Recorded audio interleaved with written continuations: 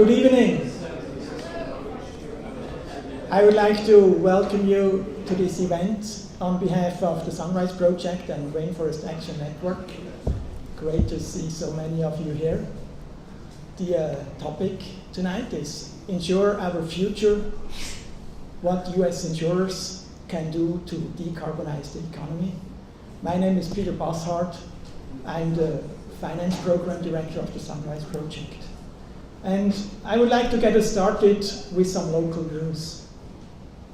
In the last few days, a lot of people over in the Oakland Hills, across the bay from here for the visitors, got notices from their insurers informing them that they wouldn't renew their home policies because of the wildfire risks. One of the companies, Liberty Mutual, said that they were forced to cancel policies due to California's significant wildfire exposure. Of course, insurers like Liberty Mutual were hit heavily by the devastating wildfires of last year in California. When you start to sympathize with their plight, you should go to the website of the California Department of Insurance, and you will find that the same company, Liberty Mutual, has invested more than 10% of all their assets in fossil fuels. And they are also one of the most active global underwriters of coal projects.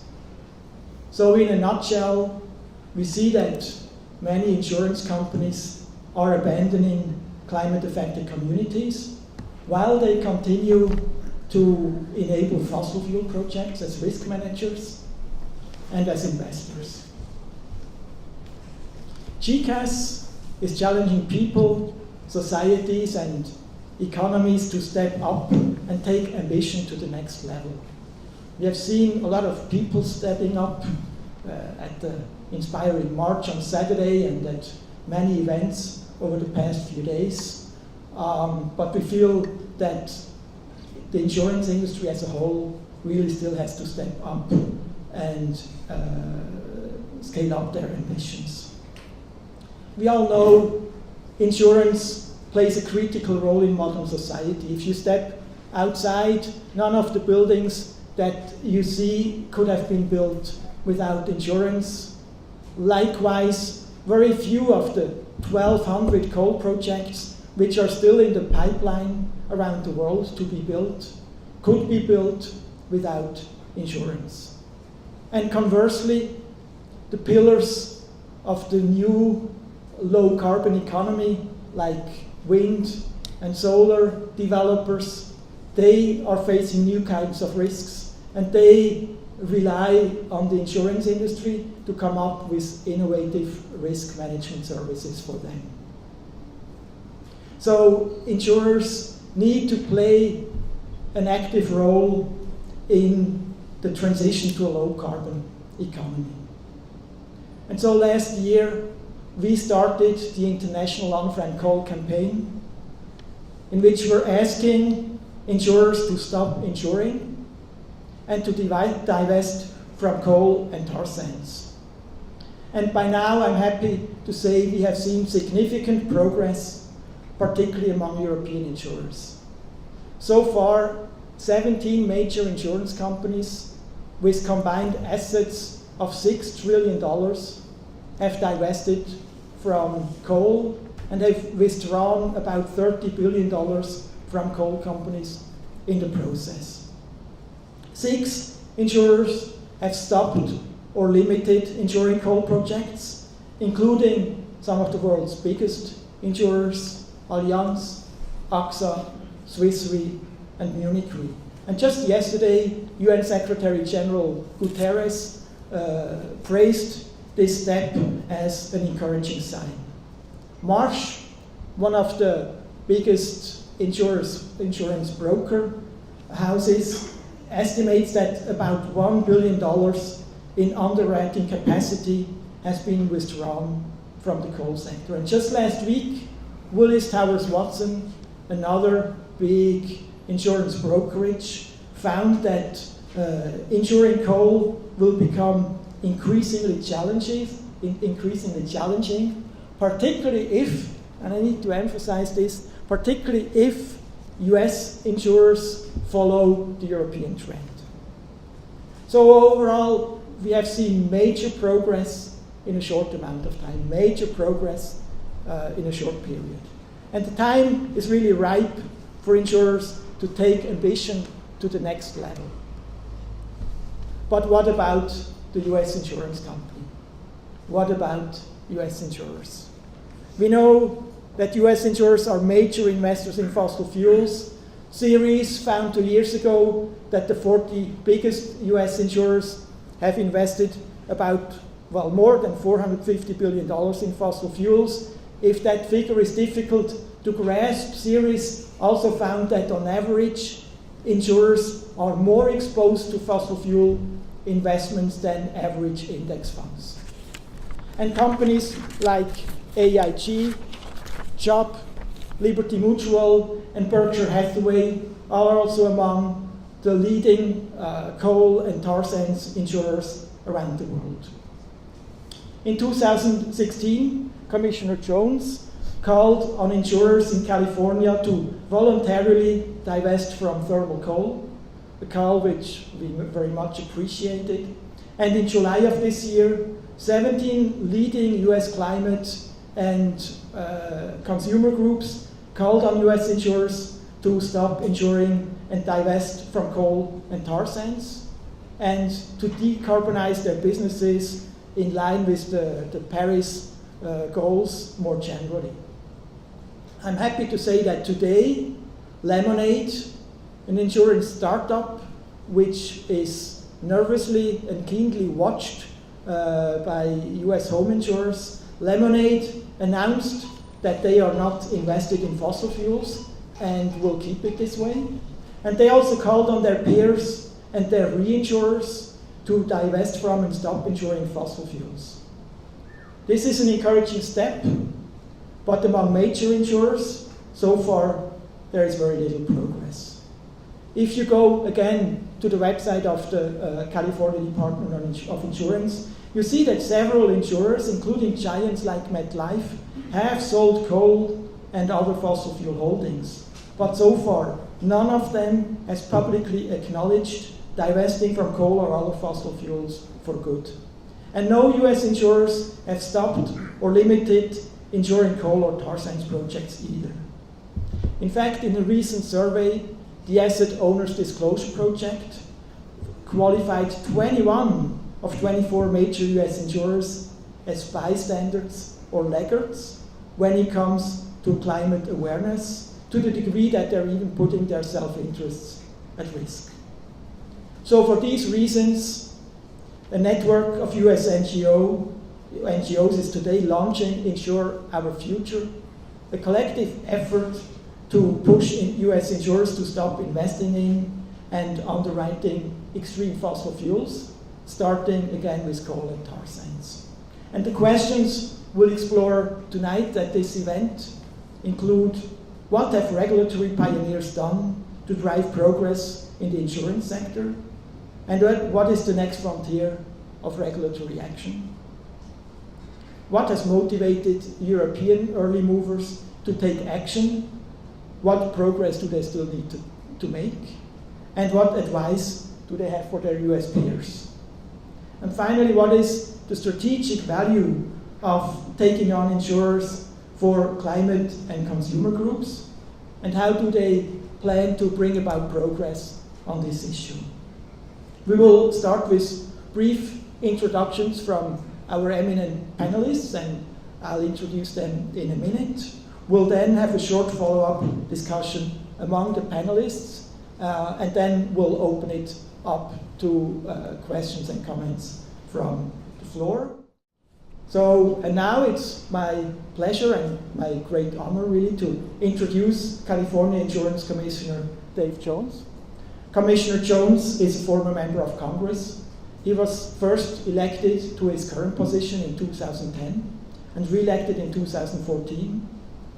leading the California Department of Insurance. He regulates California's insurance market, a market which, with $310 billion in premium per year, is the nation's biggest. Commissioner Jones has been a pioneer in designing regulatory responses to climate change and insurance, and he will talk about the insurance industry and fossil fuels from the perspective of regulatory pioneer. Pleasure to have you here. Thank you.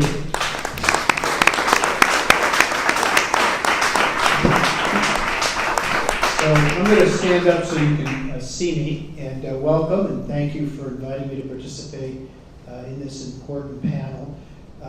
One amendment, I never served in Congress, just the state assembly. It's a lot shorter commute for California. And as I live in Sacramento, it was a super short commute as well. So I have the privilege of serving as California's Insurance Commissioner. As Peter mentioned, it's a state constitutional office directly elected by the voters of California. The voters established it that way in a ballot measure that was sponsored by one of the other organizations represented on this panel, Consumer Watchdog. Prop 103 in 1988 made the Office of Insurance Commissioner an independent regulatory authority.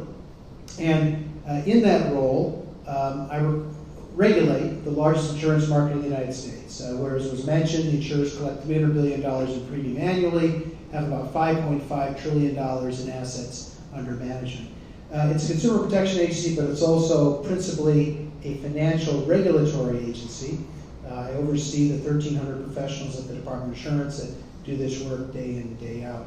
And when I first took office in 2011, one of my principal concerns was to ask, what are insurance companies doing with regard to climate change and climate risk in their business operations, their writing of insurance, and their reserves? And for those of you not familiar with the insurance business, of course, insurers write insurance, but they also take a substantial portion of the premiums they collect from us and from businesses, and they put it into reserve to make sure that they have funds available to pay future claims. And a big part of the job of an insurance commissioner is making sure that they're investing in stable and prudent ways so the money is there to pay claims in the future.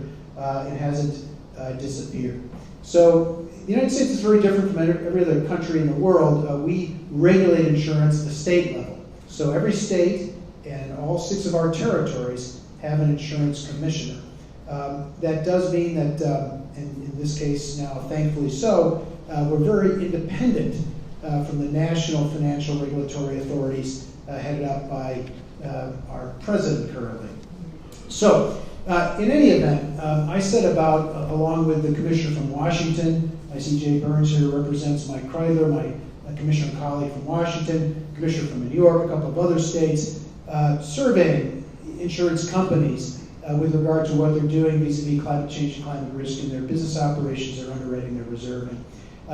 We mandated that the insurers answer those questions. I required that the results be published. You can go to the climate link on our homepage of our website, insurance.ce.gov, and that will take you to a raft of information, some of which was alluded to a little bit earlier. But we post the results of those surveys and have done so for the last 7 years, and outside organizations then use them to good effect to put together report cards of insurance companies and have better insight into what insurance companies are doing in this area. Fast forward. After doing that for some number of years, I came to the conclusion that the area where insurers are spending the least amount of attention is with regard to their reserves. And you're probably all familiar with the 3 principal kinds of risks that financial institutions, including insurance companies, face with regard to climate change. Physical risk, or physical impacts, that's the physical impacts of climate change and the risk that poses to economic enterprises. Liability risk, the potential that the law will evolve in ways to actually place liability on greenhouse gas emitters for responsibility for damages associated with climate change. And the third kind of risk is transition risk. And that is the risk associated with transitioning away from a carbon-based economy to a non-carbon-based economy, and what that means for the value of assets that are invested in the carbon-based economy. principally what that means for oil companies, gas companies, coal companies, utilities that principally generate electricity from oil, gas, or coal. So insurance companies are heavily invested in a variety of ways, as are many other investors and economic enterprises. And so transition risk has to do with what happens to the investment portfolios of companies that are invested in fossil fuels and other aspects of the carbon economy if, as we know we need to do, we shift away from relying on carbon and instead move to an economy that doesn't rely on it. Well, there's been a lot of work that's been done by Carbon Tracker and others on the phenomenon of a carbon bubble and the phenomenon of assets being stranded in the event that the economy transitions in that way. So in 2016, I reached the conclusion that the area where the insurers most needed to focus was with regard to this transition risk. And based on the questions we've been asking them, there just didn't seem to be a lot of focus on that. Insurers are really good about, particularly property and casualty insurers, about assessing what physical risks are and making adjustments in their underwriting, their pricing, and so forth. But transition risk, not so much. So I took two actions. One, I also reached the conclusion that thermal coal ran a very high risk of being a stranded asset.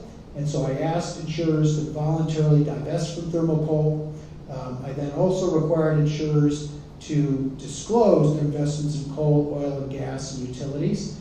I published the results of those investments, some of which were alluded to a moment ago. Long story short, what we discovered in our survey of insurance companies that have more than $100 million in premium annually was that there's about $522 billion invested by these insurance companies in fossil fuels. Second, we discovered as well that there's about $22 billion invested in thermal coal. Now those are big numbers, but you have to put them into some perspective with regard to the total assets under management of the companies that I regulate, which again, as I say, is about $5.5 trillion. The insurers that we surveyed reported divesting more than $4 billion in thermal coal and some other fossil fuel investments. They committed to disposing of an additional $944 million in thermal coal investments. And roughly half the insurers acknowledged that they had begun analyzing the risk of carbon investments in their investment portfolio. So this year, I took an additional step, and that was to undertake what's called scenario analysis of the insurance company's portfolios. I engaged with an organization called 2 Degree Investing Initiative, which is a very sophisticated developer of models that look at how investment portfolios fare under various scenarios involving moving the economy away from a carbon-based economy to one which is not based on carbon. And so what we did was we engaged with 2 Degrees Investing.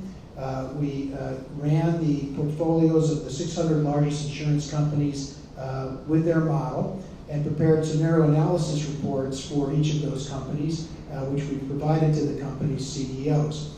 What that analysis does is, again, takes a look at how well the portfolios, investment portfolios of the insurance companies measure up against a transition away from a carbon-based economy.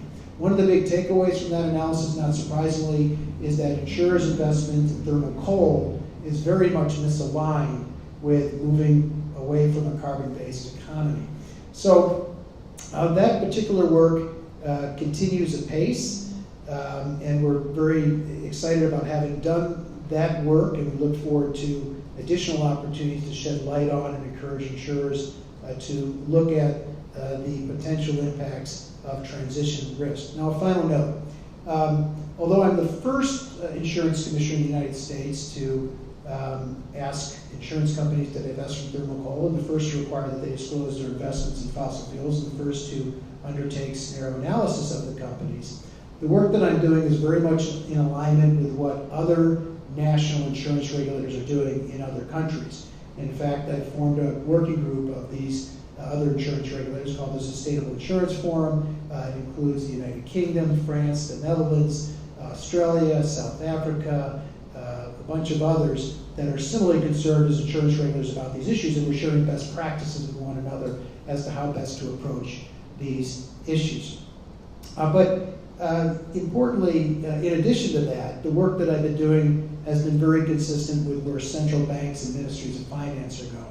And many are probably familiar with this, but in the wake of the 2007-2008 crisis, the G20, the 20 largest economies in the world, the governments of those economies decided, gee, let's not let that happen again. And so they formed something called the Financial Stability Board, which is populated by the secretaries or ministers of finance, as well as the central banks, the top 20 economies. The Financial Stability Board was charged with making sure that it looked at systemic financial risk to the financial system. One of the risks the Financial Stability Board concluded exists is climate change and climate risk. And so the Financial Stability Board, under the leader of the Bank of England Governor Mark Carney, established a task force on climate-related financial disclosure. Now here, important point. This task force was not populated by government representatives or NGO representatives. It was populated by private sector, private industry leaders. And it issued its report in July of last year, made a whole host of recommendations with regard to the kinds of climate risk disclosures that all sectors of the economy should undertake, including the financial sector, including the insurance sector. I'm a very big supporter of those recommendations, and I'm encouraging insurance companies and the financial sector at large to follow those recommendations. And one of those recommendations is the performance of scenario analysis, which we have undertaken for the insurance companies. So I want to thank you again for the opportunity to talk a little bit about what we've been doing here at the California Department of Insurance. And thank you for the opportunity to engage with the other panelists.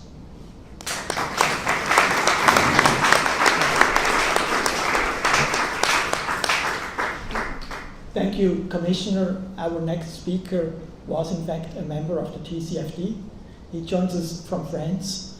Sylvain Vanston is responsible for integrating environmental, social, and governance risk into AXA's products, risk management, and investments. He also handles relationships with analysts and rating agencies. He oversees AXA's ESG reporting and its environmental management. AXA has been a leader on divesting and other measures regarding coal and tar sands, and Sylvain will introduce the actions which AXA has taken so far. Thank you for joining us.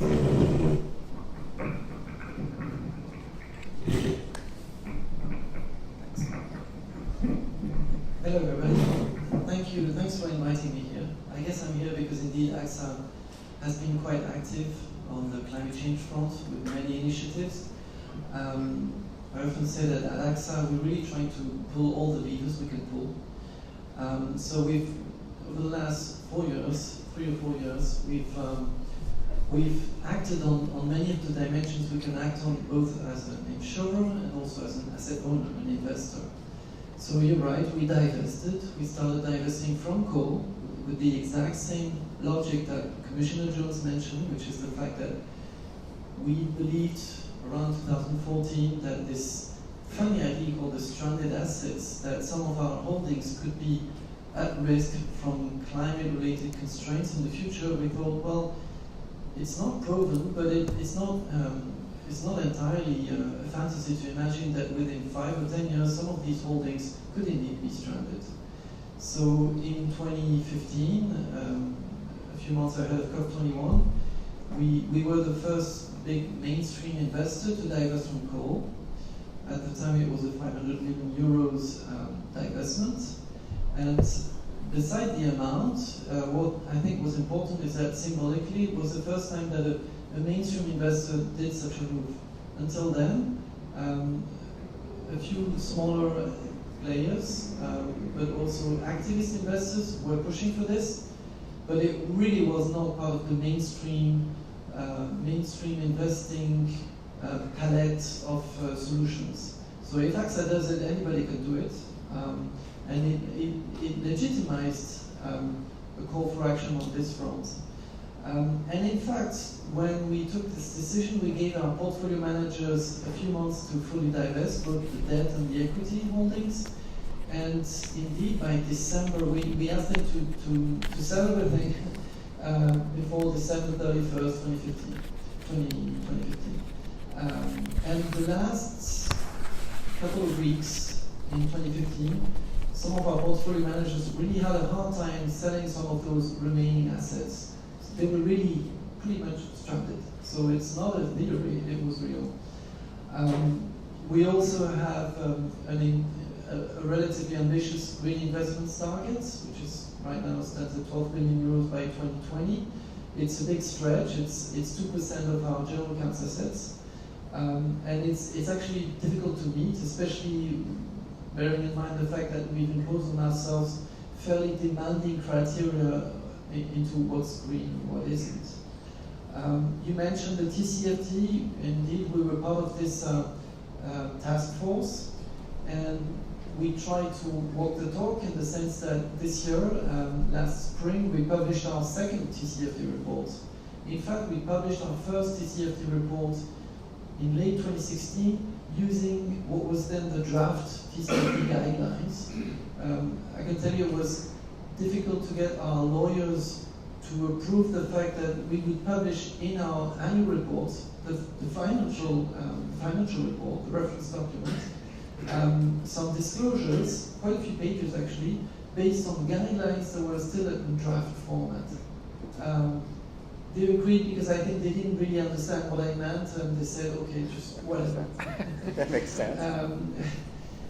Since then, those guidelines have been finalized and published, and so we published this year our second TCFD report, and right now the team in Paris is working on our 2019 report, which will be, again, hopefully improved with increased coverage, better perimeter, more advanced methodologies.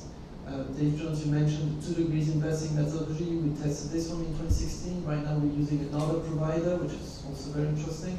So there's all sorts of experts out there that can help organizations like ourselves, against usually a fee, to do this scenario analysis, which is indeed incredibly difficult. We also are an active shareholder in the sense that we do shareholder engagement. We're part of the Carbon Action 100+, which was launched last year. We really try to do basically everything we have at our disposal. And last December, our CEO announced a vastly ramped up climate strategy. We expanded our coal divestment criteria. We added also divestment of oil sands, tar sands, including the pipelines. Pipelines are related to tar sands. So that's another 3 billion euros in divestment. But also interestingly, this is something that we work quite a lot with Sunrise, with Peter on. We decided to stop insuring those same companies, so both the tar sands and the coal-related clients. This was also not an easy discussion, you can imagine. It actually took us about 2 years of internal workshops, discussions with the underwriters, with the local entities, with our main P&C commercial line entity called AXA Corporate Solutions. But the main argument, and here the stranded assets argument doesn't work.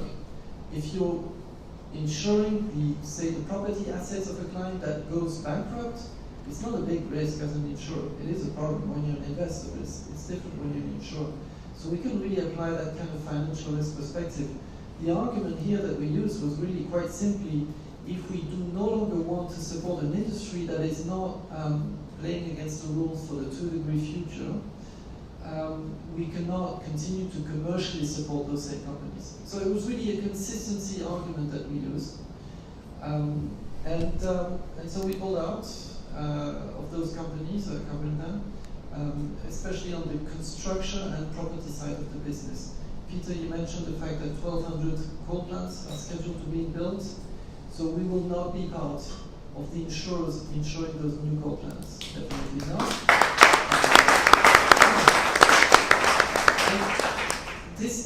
We reached that decision by engaging with NGOs.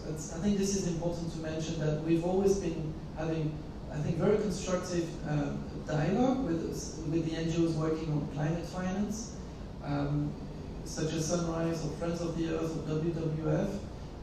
We've always learned a lot from talking with them. I think it's very useful to have critical friends. Of course, it doesn't prevent them from every once in a while publishing terrible reports about the insurance industry. quite often criticizing AXA on some of our remaining loopholes or weaknesses and so on. It gets my head of communications crazy, mad at me. They seem to not understand why. By talking to NGOs, we will only get just praise from NGOs. It doesn't work that way, and that's fine. I think that's right.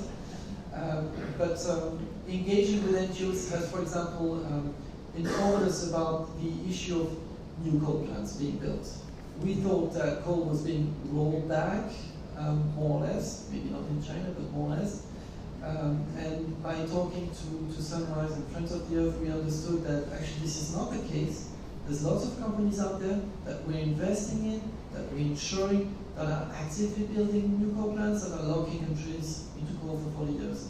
So this was part of our announcement last year, no new coal. I think I saw a quote from my CEO on the screen earlier. That's something we really strongly believe in. And it was really a strong, purely climate-related criteria in our new policy. It was not financially motivated. I think it's one thing to make sure that your investments do not harm the climate. You also need to wonder if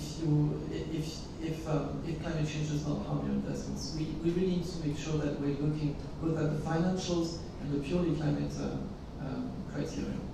So I think in a nutshell, I don't want to speak too much. This is where we come from. I think we try to cover pretty much everything. We still have a long road ahead of us. I think there's lots of progress that we can make. We still have quite a few ideas up our sleeves. I can't reveal everything. But hopefully, I think we're really embarked in the same boat here. Thank you.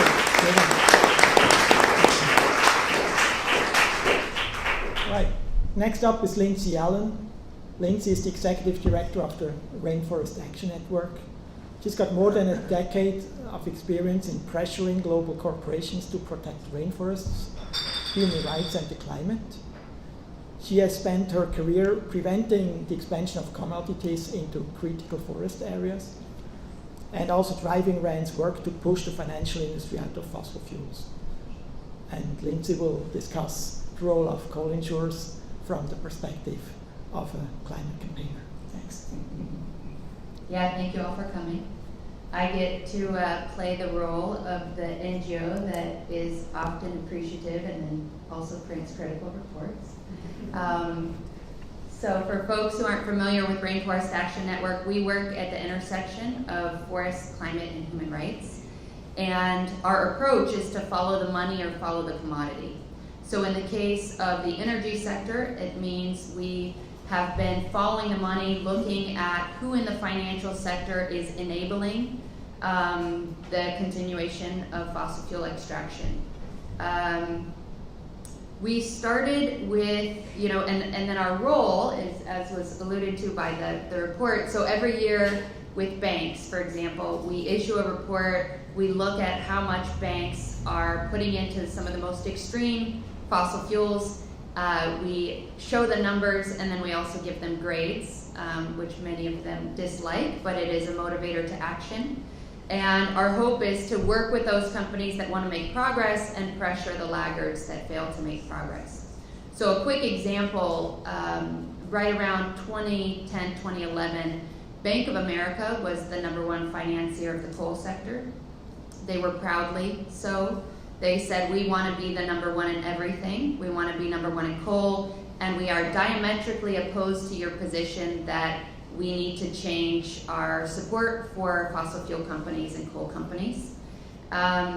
It took about 6 years, but as a result of years of pressure and people saying, we understand that you are providing the financial underpinning for the continued expansion of fossil fuels, Bank of America became the first Wall Street bank to announce that they would phase out their support for the coal sector.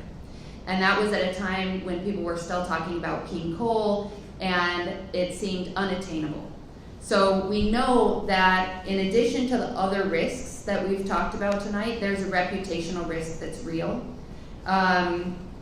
What we found with Bank of America is once they issued their coal policy, we're now, I think, at 34 companies that have committed, 34 banks that have committed to some form of a coal phase out. We know based on the progress that we're seeing in Europe with the insurance sector that we need to not only be thinking about banks, we'll obviously continue to push banks to get stronger. We need banks to stop financing tar sands and oil and gas. And so we'll continue to pressure banks like Chase that aspire and continue to be number one in financing tar sands, for example.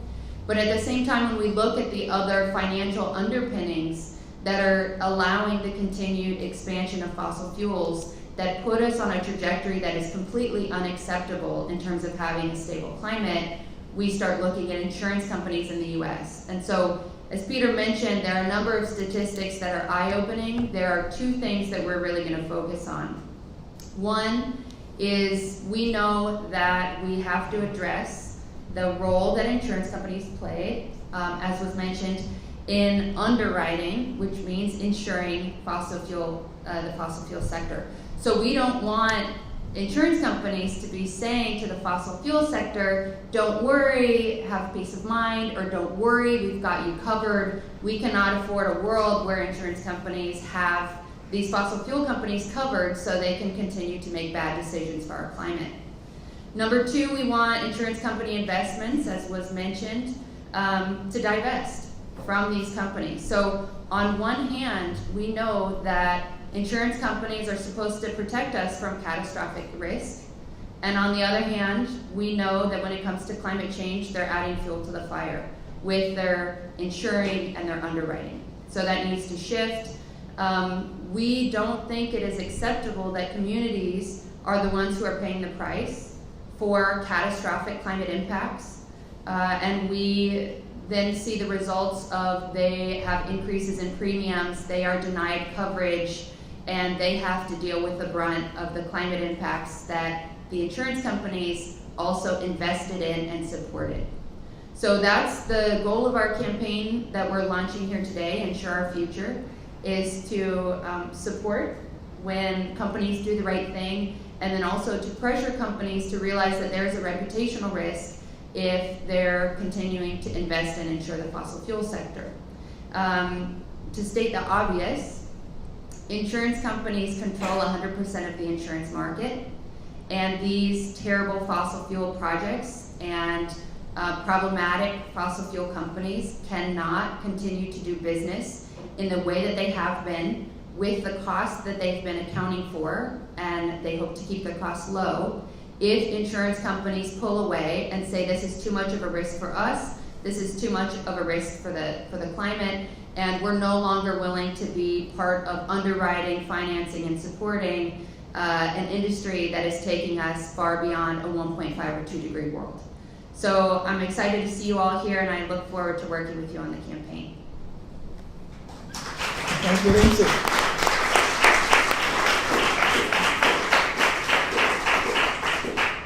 Our final presenter tonight is Michael Maddock. Michael is counsel and advocate for Consumer Watchdog. He has spent his civilian career crafting public policy as a financial services regulator, legislative counsel, gubernatorial appointee, and also senior insurance executive at USAA. I understand that Mike is from a family of printers, and the portrait of his grandfather is displayed somewhere in this museum, so welcome home, Michael. Michael will consider the role of insurers in fossil fuels from the perspective of a consumer advocate. Thank you, Peter. I'm just going to stand up briefly to let you guys that can't see me realize that you're not missing much. I'm going to sit over here. Right now, 1.5 million Americans are being evacuated from their homes in South Carolina. The pounding rain of Hurricane Florence is being measured in feet, not inches. The World Economic Forum ranked climate change caused by extreme weather as the #1 global threat. That is above weapons of mass destruction. If we're not clear, I guess not. We're driving down here, and I know I drove the same way that Commissioner Jones drove. And I want to first say it's great to see him. He is a true trailblazer, an old friend, and I would fight in a foxhole with them at any time, so I appreciate that. I'm looking at the, what I'm saying is I'm looking at the CAL FIRE incident information. They've got their own webpage, and it's a Google statewide fire map. And I was driving down in about a third month of our 6 months of our wildfire program. I live up in outside of Folsom, Folsom Lake, so you drive down here to Folsom Street, if you will, pardon the pun. And I'm looking at why is it so smoky? Why can't I breathe? Why do I have to have my windows up? And right here, they're really nice. They have like 14, 15 pages on here that shows all the fires. They have about 2,500 of them going on. The one that was probably affecting that was the 53,000 acre one that was in Marin County. And then there's the one in Shasta County that's 2,000 acres. And then there's the 47,000 acre fire outside of Plumas. But you get kind of the point of that, right? It's real. And I think it's important to understand that the insurance industry is, I think, the key to all of this. Anybody that knows Consumer Watchdog knows that we have been a thorn in the side of the insurance industry since Ralph Nader's protege, Harvey Rosenfeld, formed and put through Proposition 103 in California in 1988. Since that time, Consumer Watchdog has saved Californians approximately $150 billion on their insurance premiums. That's auto. We have no idea what we've saved on homeowners. We've also saved probably 3.5, maybe 350 million more in rates that weren't increased. The insurance commissioner can tell you that his department is inundated with the ability and the necessity to have help in regulating the insurance industry. But I think it's also important to know that there's a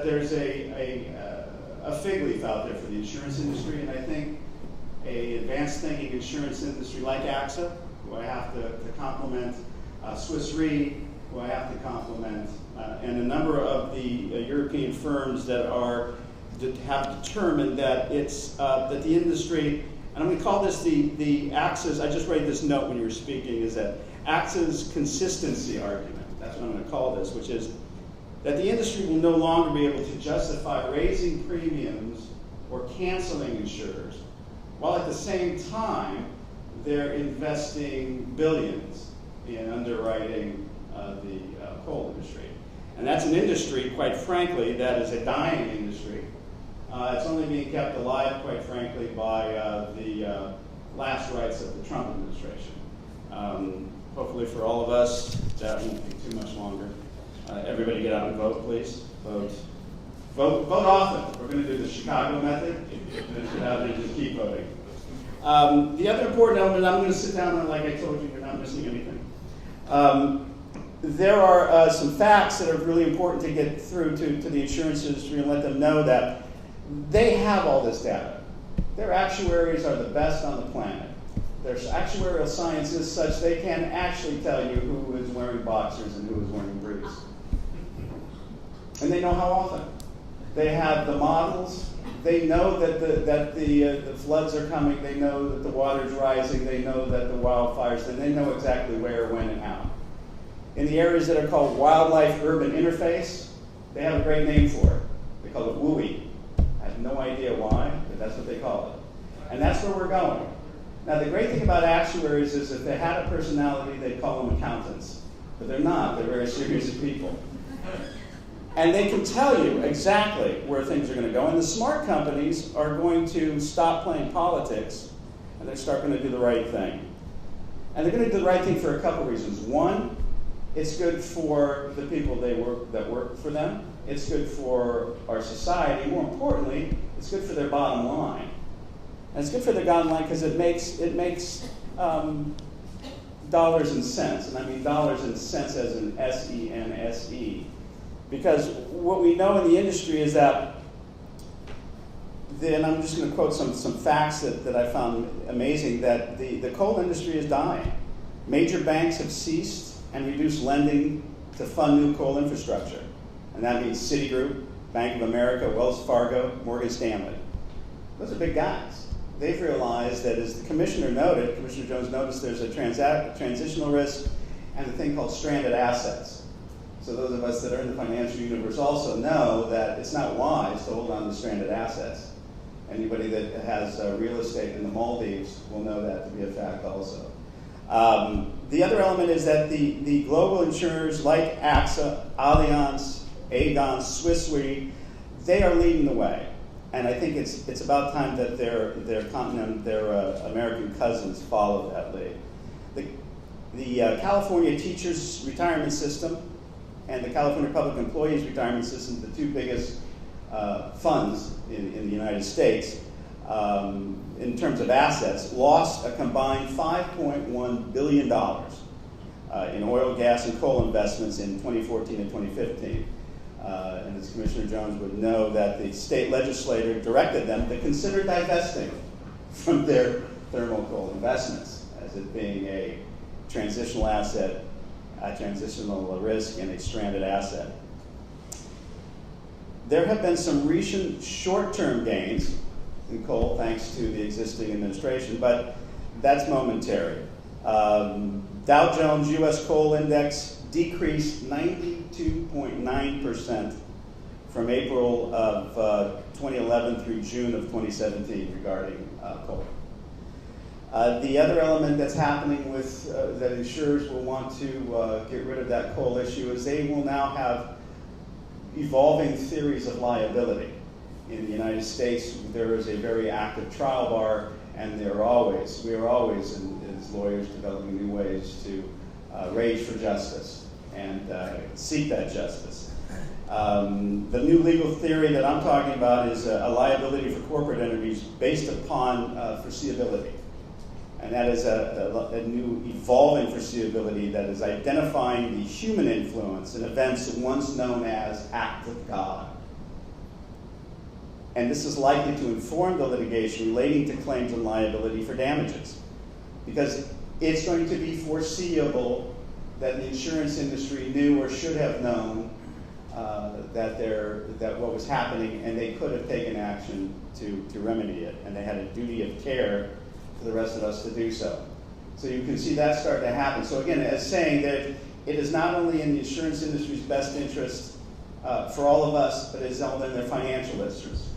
We have actually worked with the insurance industry. Just recently in the California legislature, the insurance industry came along with us and the attorneys to fight the energy industry, the utilities, public utilities, when they were trying to develop their get-out-of-jail-free card and have all of their negligence that they started those fires be passed on to the insurance industry and the consumers. So I know the insurance industry likes to wear a white hat. They don't often get to. And I think this program that we're promoting here will give them the opportunity to wear the white hat. I strongly urge them to do that, to join us, as it's, if you can't beat them, join us. And I think history will be the final arbiter of this. And as the last person talking, I'm going to wrap it up right now and get right to so you're all nod away and go to sleep. So we'll take it from there. Thank you all very much.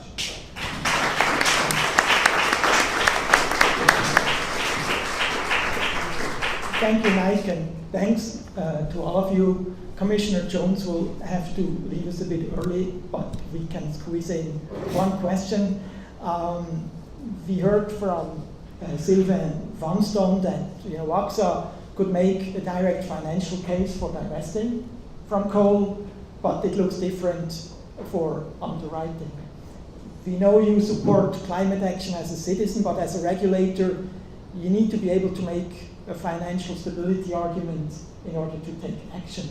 Do you see any trends on the underwriting side which would justify regulators to take action? Michael, for example, mentioned the increasing trend of lawsuits against the companies which are causing climate change and where eventually the liability insurers may be holding the bag. Your recent report, Trial by Fire, also elaborates on that. Do you see any trends which might justify regulatory action on underwriting thermal coal in the future? Thank you. So first, I applaud AXA for their leadership and also Allianz and Aegon and Swiss Re and Munich Re. And I think they have set a tremendous example for the insurance industry writ large with regard to the role the insurance industry can play in trying to better align our economy with the goals of COP21. The challenge is that most, if not all, state laws that delegate authorities to insurance commissioners to regulate insurance do not provide authority to regulate underwriting per se. There is a provision within Proposition 103 that provides that the commissioner has the authority to make sure that underwriting is not done in a discriminatory way. That is to say that protected classes aren't unfairly discriminated against in the underwriting of insurance. But beyond that, there really isn't authority. And that is not just a unique issue for California, but is an issue across the United States. So regardless of what appetite a commissioner might have to engage in this area, the legal authorities aren't there. However, the commissioners do have not only legal authority, but responsibility as financial regulators to make sure that insurance companies are invested in prudent and sound ways. And it's that authority that I've relied upon both to require that insurance companies disclose their investments in fossil fuels. It's that authority that's led me to my request that they divest from coal as an investment, and it's that authority that I've relied upon to do the scenario analysis. Now, you pointed out at the top of your remarks, Peter, when you introduced the panel, that insurers who are rational economic actors are responding to the physical risks of climate change. And just to add a further coda to the point that Mike made, just this last week, I updated the insured loss figures for the 2017 Northern and Southern California fires, coupled with the Montecito mudslide in early 2018 that was occasioned by those fires. And those losses all in are about $12.8 billion. That is, in the aggregate, the largest amount of insured losses associated with wildfires that California's ever had in its history. We just had two very severe wildfires the other month in 2018, and those two fires collectively have caused $845 million in losses to date. And the bad news is we're not out of the woods yet, no pun intended. If you look at the 20 most severe and destructive wildfires in California history, 17 of them occurred after September 1st. So, and the 2017 fires principally occurred in November and December. So, what the climate scientists and climate impact modelers tell us is this is the new normal for California. More frequent, more severe, more unpredictable wildfires, as well as other catastrophic weather events. And insurers are reacting to that. How are they reacting?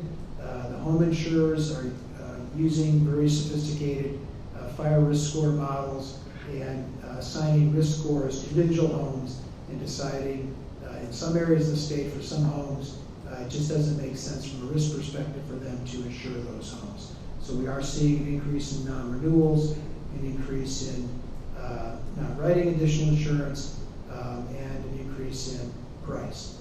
Now, to put this in perspective, though, California does have an insurer of last resort. We call it the FAIR Plan.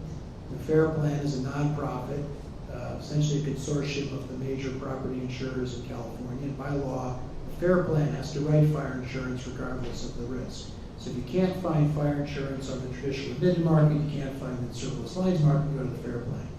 There are about 33,000 FAIR Plan policies written in the wildland urban interface areas of California. Now, for those 33,000 people, that means it's a challenge. They can't find private insurance anymore. We have 8 million insured homes in California. So all of the trajectories are in a bad direction in terms of insurance availability and affordability as it relates to home insurance. We're not at a crisis yet, but you can see very quickly how we could be at one. And so I made a series of recommendations to the legislature as to how to get ahead of that. So far, regrettably, the legislature has declined to take up those recommendations. But climate change is having a very, very real and immediate impact on these catastrophic weather events, which is in turn causing insurers to make decisions with regard to their underwriting. Sadly, though, our state law doesn't empower me, nor do other state laws for other commissioners, to intervene in underwriting except for discrimination. Thank you, Commissioner. So there are constraints on the regulators. There are no such constraints on civil society, and we'll get back to their role. But I would first like to ask a question to Sylvain Vanstone. You mentioned that in 2015, when AXA tried to sell off your coal investments, some of them were already stranded or close to stranded. And we've heard from numerous investors over the last few days here at the key side events who divested in recent years and made a good business with that. So why aren't US insurers not divesting? Any thoughts, any insights from maybe conversations that you have with your US colleagues? Why it's not happening, even if it's in their self-interest? Well, that's a good question. I think it's not just coal divestment or divestment, it's more generally the idea that US insurers and investors could develop an ESG or responsible investing or responsible insurance strategy. This is, I think our friends at the UNPRI are also facing the same thing. I mean, if you look at the PRI signatories, it's much weaker in America. So it's not generally the fact that the US US businesses tend to be a bit less receptive to the idea that they could also be part of the solution within their own core business. Now, I'm sure there's a great reputational pressures also from American NGOs on US businesses. Maybe another thing that's preventing them from acting is the fact that their local peers are not really active. So, it helps when the guy next to you is doing something. Obviously it helps. Perhaps also there is a fear of a slippery slope. I've heard that argument many times. I do not see such a thing. I mean, we've divested from several industries, and we are often asked to go further, but that doesn't mean we have to agree with this, and we've been quite comfortable with this. And finally, to get back to the first point on the cost of divestment, I mentioned a few securities that we had a hard time selling. So basically, we got rid of them on the debt side at a not very profitable price. But fortunately for us, the overall divestment, this first divestment in 2015, was actually rather profitable. So it wasn't that difficult. What is difficult, really, is when you start having divestment criteria that reach into the several billion euros in assets to be divested. Then you start hitting on specific portfolio rebalancing schemes, and it gets a bit more tricky for the portfolio managers to do this. And the other challenge, of course, is the underwriting side of the business, because here you are really telling teams on the ground. It's a very competitive, P&C commercial lines, it's a really competitive industry. It's fully intermediated with brokers. I mean, it's a hard time, it's a difficult business. And we're telling the local teams to get rid of clients with whom they've been working sometimes for many years, with whom they have good working relationships, and to basically get rid of premiums and revenue. So that is not easy, and it took us quite a lot of time and onboarding and discussions with the local teams to get them to understand and agree to be part of the broader picture that AXA wants to be the insurer and the investor of the energy transition, and it means making a few hard choices sometimes. I don't know if that answers. Thank you, Silva. Again, it brings us back to the role of NGOs in helping to bring about these hard choices. Both Rainforest Action Network and Consumer Watchdog have a reputation as very effective advocates. Can you maybe share some tricks of your trade regarding what insurance companies in the US can expect from you? What other activists, campaigner groups may be able to do together with you? Anything that you can already share at this point? Maybe Lindsay. Sure. So I think there might have been a slide with some banners on it to give you a sense of what's possible and some of the tricks of our trade. The reason why I mentioned the progress in the banking side is because it speaks to a lot of the issues that you raised. We heard the same thing. When we went to Wall Street banks, there was already some progress from European banks, and when we said get out of coal, they said get out of our office. So there was not an incentive, there was not an appreciation that some of the progress in Europe was considered progress from their peers. We had a situation where even when Bank of America moved, some of the Wall Street banks said they're not a Wall Street bank. You know, and so I do think it is a tipping point when you start to get one of the banks, and that's oftentimes why we think, you know, at a certain point we have to name names, and we have to say, this is the bank that can create a tipping point for us. Bank of America was the biggest on coal, JP Morgan Chase is the biggest on tar sands. We're currently looking into who we think is the biggest and the most vulnerable and needs to be a public face of this campaign in terms of the insurance sector and the U.S. insurance players. So that's one thing. I think, you know, that also in the banking sector, it is tough. You know, Bank of America, when they started implementing their policy, they had to go to folks on their staff and say, we're glad that you've built up your reputation and built the brand of the bank with this sector for decades. Now get out of it. That's a hard thing to ask. So we appreciate it, and on top of that, they're saying, and then don't take their money. But the reality is we need to be looking at the long game. And when we're looking at the long game on climate, the profitability in the short term and the relationships in the short term just don't match up. So the longer we wait, the harder it will be to transition to a clean energy future, the harder the decisions will become that we have to make. And so it is one of the conversations I anticipate having with your U.S. insurance companies is to say, move now. Move before you have stranded assets. Start transitioning relationships now before you have to be the last one pulling out of a sector. Don't make it all the way to the bottom of our scorecard and be the insurance company that has to be the target and the public face of a lack of action on climate. So I think that's a taste of what I think is to come. All right, thank you. Lindsay, Mike, want to add to that? I'm afraid I can't. This top secret. Yeah, of course I will. Yeah, one of the things that it's really important to know is that we're always punching above our weight. We have a small group that is very active, very knowledgeable, very, very talented, present company excluded.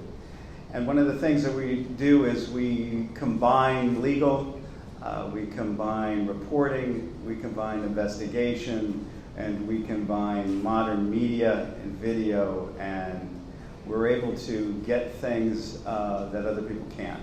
We have to gather information. I was a counterintelligence officer in the Army, and I've never ever used my talents as much as I had for Consumer Watchdog. So the one thing we also say is we had an interesting, and I'll just give you an example. Proposition 103 was put into place and passed in 1988. The insurance industry threw approximately $90 million to stop it. Consumer Watchdog won. I think they put in $1 million. Since that time, there have been multiple propositions in California. You know, we have the direct democracy where you can also go to the ballot box. There's been a Proposition 33 where they tried to repeal Proposition 103. That failed. I think the insurance industry threw about $20 million against us there. And then there was Prop 17, I think another $16 million, that failed. And there are constant challenges in the courts to put the camel's nose under the tent. Now that's just defensive. I would say over the last, since 1988, the insurance industry has tried, instead of using their talents and stuff for good, they've gone to the dark side and thrown a couple $100 million at us, and it's failed. I think they have great potential. I have been in the boardrooms. I have sat with the CEOs of major corporations, their general counsels, not only my own former company, USAA, but others in the insurance industry. And I think that one thing that they don't like is to be shown in a bad light. And I think that once you show the truth, for example, the bill that was being shoved through the legislature this year, SB 901 in a conference committee, and that was when the utilities, who again have their own monopoly, were trying to get the consumers of California to pay for all of their debts, all of their costs associated with the 16 to 17 fires that they were the cause of. And we did a little thing with a video camera and some investigative journalism where the chairman of that committee was rushing to what he said was the most important committee hearing he ever had. You might have seen this one on YouTube. Well, he kept saying this was so important, but he kept cutting off everybody that was trying to talk about this bill in the committee hearing. And he had to get out by 5 o'clock. We found out the reason he had to get out by 5 o'clock is at 5:30 he had a wine and cheese tasting fundraiser with all the same people that were with the utilities who were arguing for this bill were giving him and paying him $4,300 a ticket to go in and have some wine and cheese. We have a lot of tools at our disposal, and the most of which is, as I have found out having been on all sides of this, is being very committed to what you do, loving the idea of raging for justice, and being on the right side of an argument is a lot better than being on the wrong side of an argument. And I think history will show, if we're still around long enough, that this is the right side of the argument. Thank you. Thank you, Lindsay and Mike. Sure glad to have you on our side. I would like to open it up for questions and comments from the floor now. I would like to take 2 or 3 questions or comments together and then respond to them in a group. And I believe you will have to come forward and talk into this microphone and also closer here because we're live streaming so that we don't lose your questions and comments. So I've seen one hand right here, and maybe if others want to line up, we can take 2 or 3 together. If you could introduce yourself. Okay, thank you. Great panel. I'm Alfred Griffin, president of the New York Green Bank. And so I have 2 questions that are related. One is in Europe, were the banks or the insurance companies the early movers there? It seems like in the U.S. there's been more progress from the banks. And the other is, I've seen at least in the U.S. the banks and the insurance companies being very focused on finding investment opportunities in clean energy and adding people, making very large commitments, truly putting capital to work. And in Europe, was that the first step prior to actually divesting, if you follow the question? Thank you. Do you have other questions, comments? If you could ask your question already.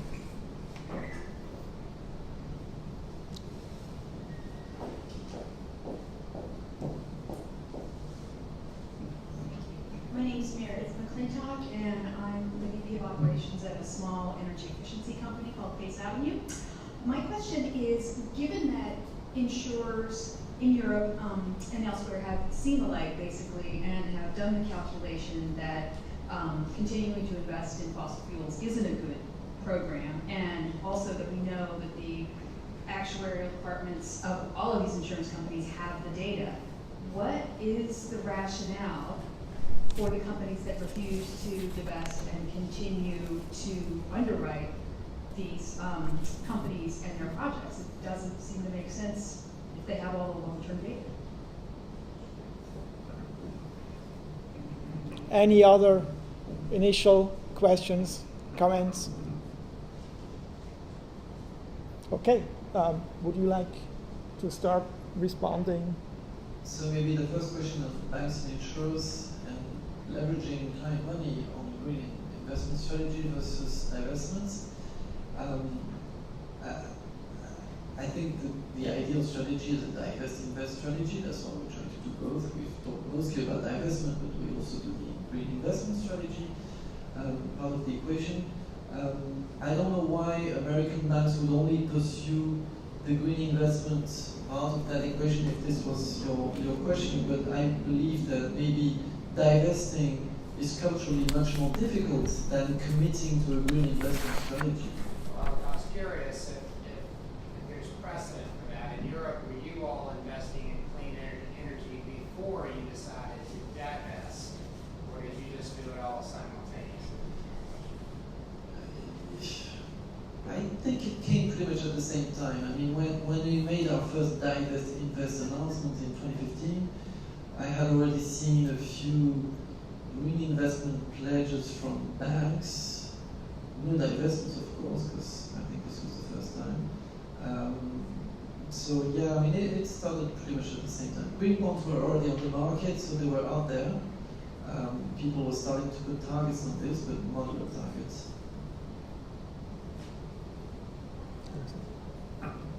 Yeah. So again, my experience is in the U.S. context, and in terms of the green bonds. So our role when we were talking to banks and when they didn't want to talk about not just divesting, but ending their contractual relationships with not just bad projects but bad companies, it was a very tall order, and they were very excited to talk to us about their green investments. And so some of the meetings that I experienced, it was like I felt like I was in a movie where they write a number on the table and they want to like slide it across and see if that's going to be enough to get us to go away. And we were like, it's great, yes, keep making that number bigger, and you're making a ton of money on it, so that's fantastic. But we need to talk about, and then there was actually a second tactic a couple of the banks, Wall Street banks tried, which was to talk about the energy efficiency of their buildings. And we were like, awesome, great to change that many light bulbs in those New York skyscrapers, we love it, but let's talk about what is harder to do. And phasing out their support for the coal sector was really tough, and especially when it was making money at various points in our conversations. In terms of the other question around the rationale, if there's data, so in our experience with the banks, there were a couple conversations where they said, we would love to be second. We don't want to be first. We don't have an incentive to stick our neck out there. It's hard to do anyway. Why would we? You know, and some of them, and that was ambitious. They were like, the ambitious players wanted to be second, and the others were like, are we going to be last? Because as long as we're not last, the banner's not going to be on our building, right? So I think that there is still a disconnect between the profit motive and being in a very comfortable position. It's the reason why we need campaigns. It's the reason why we need to have conversations about reputational risk. And I think on the insurance side, what we're looking at is, for folks who are familiar with Standing Rock and the Dakota Access Pipeline and the parent company Energy Transfer Partners, as that indigenous-led movement really grew, then people start asking, who are the banks that are banking this project? And that's where Citibank and Wells Fargo took a lot of heat. But there were a number of other banks who realized we need to get ourselves together and figure out how to respond to this. And imagine if at the same time when activists were saying who is to blame in continuing to push forward this terrible idea that does not have the consent of these indigenous communities, if we could have named the insurance companies that were underwriting and investing. And so I think that's the opportunity we have now. We are going to be looking into, and it's tough to get, but as these things are, we get them over time. So we want to be asking who is investing in, who's both investing and underwriting, insuring projects like Keystone XL, projects like the Trans Mountain Pipeline, companies like Energy Transfer Partners. Thank you. If I can also quickly respond to that question, having worked on insurers in Europe and now in the US for a year and a half or so, of course, AXA were the first to divest, were the first to stop underwriting among the big insurers. Many others have indeed tried to get away with simply telling us about their energy efficiency measures and all the positive underwriting that they are doing. Munich Re, for example, which first warned about climate risks back in 1973, even at their AGM in April of this year, they refused to take any action on coal insurance and just talked about how many clean energy projects they were underwriting. Of course, that's not how the carbon budget works. All of the clean energy investments in the world won't help with climate change if we don't get away from coal at the same time. So we worked with Avas, the global digital campaign group. Munich Re, the CEO, got a petition with 850,000 signatures within a few weeks. And a few weeks after that, they changed their mind, and they have now adopted an initial policy to get out of coal, also in underwriting. And we are ready to step up the same approach in the United States, and we'll see who the early movers and the laggards will be. We have one last question from back there. If you would also like to come forward, and talk into the microphone.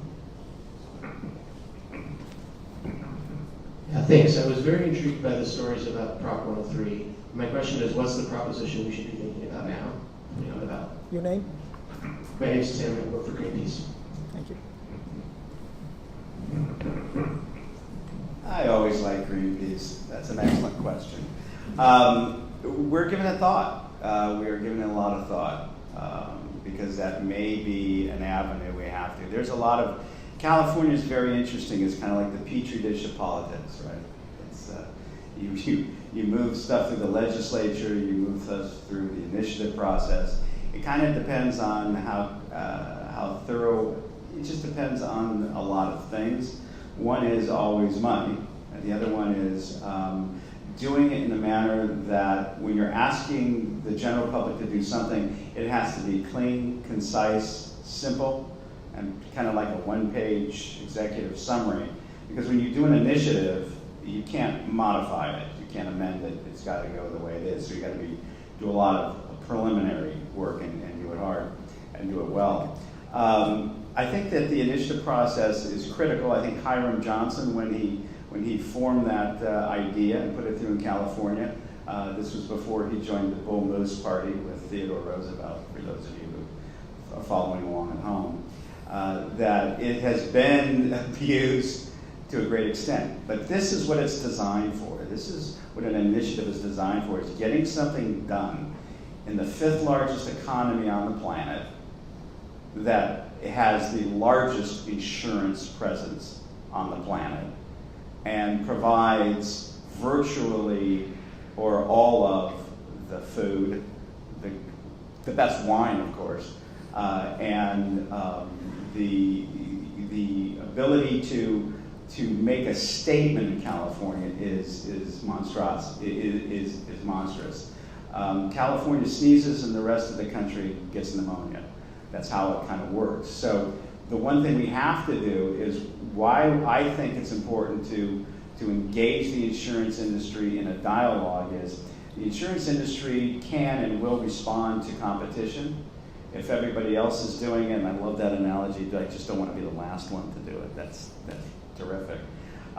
They will respond. They will also respond because they don't want there's some great polling out that shows that about 75% of the general public believe it's the insurance company's responsibility to help us get through this climate change scenario. In fact, it'll be through insurance that we survive this transition through into the new. And it is the ability to do that that will, so how do we motivate the insurance industry? One is through an initiative. One is through the initiative process. And the insurance industry will also respond when they get it out of their heads that they don't have to be the biggest, meanest kid on the block. When they get it out of their heads that, because in the insurance world, it's kind of an echo chamber. So all the executives talk to each other in all the companies. And once they realize that they don't have an identity, they don't have to believe all the baloney they believed up until now, they can be open to understand, and I think that's where our cousins across the pond are going to be helpful, is that it is in their best interests to make this change. And some of the ways to do it is through the initiative process. In fact, it may be the final avenue we get to get in California what we need done. Thanks for the question. Thank you, Mike. And a final response from Silva. Yes, thank you. I'd just like to get back to the previous question on if the business case is so obvious, why aren't all the insurers divesting and stopping insuring those companies? Well, I'm going to disappoint you. The financial business case is not that straightforward. If you're there's two things. If you're a short-term investor, investing in gold is not necessarily a bad investment. But more generally, when you entrust your assets to XYZ portfolio managers, in our case it's an in-house asset manager, asset investment managers, you do tend to trust their own expertise in terms of investment revenue generation. So when you start to impose top-down certain exclusions, culturally it's a big step that not everybody wants to do and that not every organization's governance can allow to happen. On the insurance side, as I mentioned, those clients are decent clients, and in fact, it's much more profitable to insure a coal plant than to insure a wind farm. Because a coal plant has a boiler with a lot of pressure, a big fire underneath, it's a big risk, so it's a really interesting asset to underwrite. Wind farms are actually fairly risk-free, so the premiums are really low. There's not much happening around the wind farm as far as insurance is concerned. Another comment also on how NGO campaigns are experienced on the other side of the wall. Just a short story. I joined AXA in 2006, and at the time, just after I joined, as a coincidence, I wrote, there was a huge NGO campaign against investors on the issue of so-called controversial weapons manufacturers. So it's a specific type of weapons that is being banned by international conventions, but until then investors were freely investing in those companies because it simply had not been translated into regulation from an investment perspective. And AXA's first reaction, AXA was targeted because as we are in France's biggest asset owner, we were the biggest investor in those companies, some of them being mainstream household names in the defense industry. And we had a huge campaign against AXA, and our first reaction was to totally disregard this campaign. It was led by Handicap International and Transparency International, which are pretty very decent NGOs with good arguments. But our first reaction, the management of AXA, totally disregarded these arguments in the sense that these are legal investments. What are you talking about? This is not my responsibility. So you can see we've come a long way, and we ended up a year later divesting under NGO pressure.